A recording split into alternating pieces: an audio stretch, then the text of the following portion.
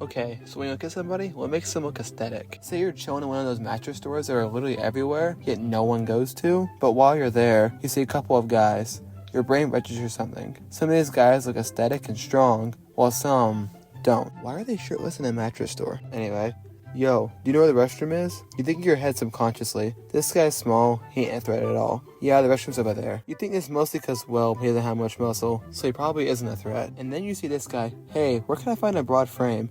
The gym. Okay, so your brain didn't think the first guy was a threat. Now your brain does not think this guy's a threat, especially. Why? It's because he lacks shoulders. His shoulders are one of the go-to muscles to look aesthetic and jacked. But you might ask, why does your brain care about shoulders so much? Well, the answer is a little complicated, but in short, you have a lot of androgen receptors in your shoulders. And the more testosterone you have, the bigger and broader your shoulders are. And then you see this guy. What do you recommend for better sides for your neck? Neck? This is a mattress store.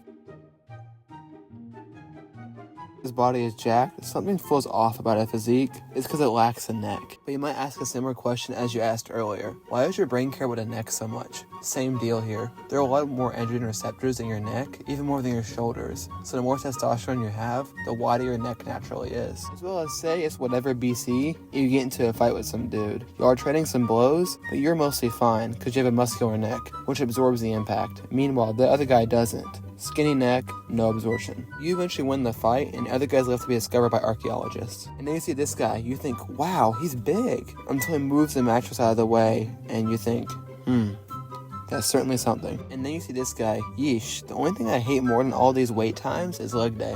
Oh, he lacks that desired extreme appearance. Sure, his upper body is big, and your subconscious brain sees it as a threat, but he lacks the aesthetics. As a whole, your brain generally thinks someone with big shoulders, neck, or even something like upper traps or forearms as having that threat look. But what makes your brain think, say, this physique is aesthetic, while this one isn't? It all mostly ties into the idea of a threat. If you see these two guys, your brain thinks, well, I probably won't beat either in a fight, and the one on the right is definitely stronger, but I could probably run away from him pretty easily. Meanwhile, the guy on the left would probably beat me in a fight, but be able to keep up pace. Not to mention, nature generally leans towards symmetry. Symmetry in your body shows signs of good health and good genetics. This even applies to faces. Very similarly, this ties into the golden ratio between the shoulder, waist, and limbs. Bodybuilders who use this to their advantage are ones like Frank Zane, Steven Reeves, Ziz, David Lade, or Bob Paris. Although physiques like Dorian Yates or Ronnie Coleman are bigger and stronger, your subconscious brain sees him as less of a threat as compared to someone like Ziz or David Lade.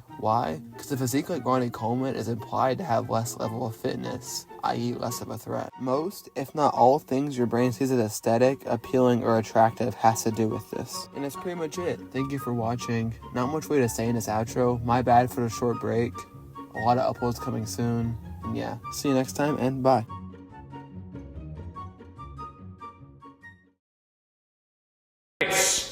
Check out my new favorite channel. It is so good. Oh my god.